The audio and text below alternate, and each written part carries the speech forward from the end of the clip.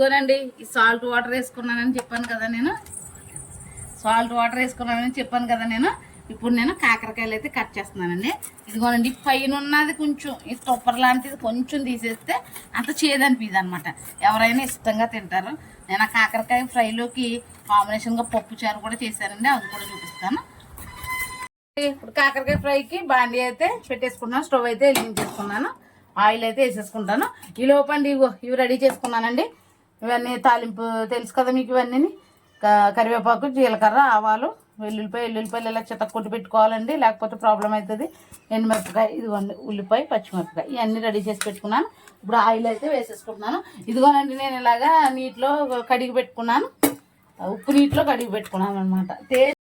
ఇదిగోనండి కాకరకాయ ఫ్రై కాబట్టి నేను ఒక 2 స్పూన్లకు సంబంధించి ఆయిల్ అయితే వేసుకుంటున్నాను, బాగా ఫ్రై అవుతుంది. కాకరకాయ ఫ్రైలోకి పప్పుచారు అయితే పెట్టేశాను. ఇదిగో ఎందుకంటారా, పప్పుచారు ఎప్పుడైనా సరే మనం పప్పు చారులాగా పెట్టుకోవాలనుకున్నప్పుడు ఏం చేయాలంటే ముద్దగా పప్పు ఉడకనివ్వకూడదు. ఇదిగోనండి ఇలా బద్దల కింద కొంచెం పప్పు ఉడకనిస్తే పప్పుచారు చాలా బాగుంటుంది. కాకరకాయ ఫ్రైలోకి పప్పుచారు కాంబినేషన్ అయితే చేశాను. ఇదిగో చూసారా ఎంత బాగుందో. వేసేస్తున్నాను.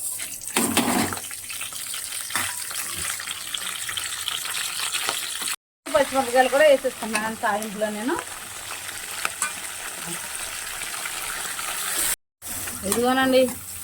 ఇదిగోనండి తాలింపుకి సంబంధించి అన్నీ వేసేసుకున్నాను.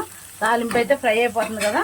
ఇప్పుడు నేను కాకరకాయ ముక్కలు ఉప్పు నీటిలో పెట్టుకున్నాను కదా, ఇవి అయితే వేసేస్తాను.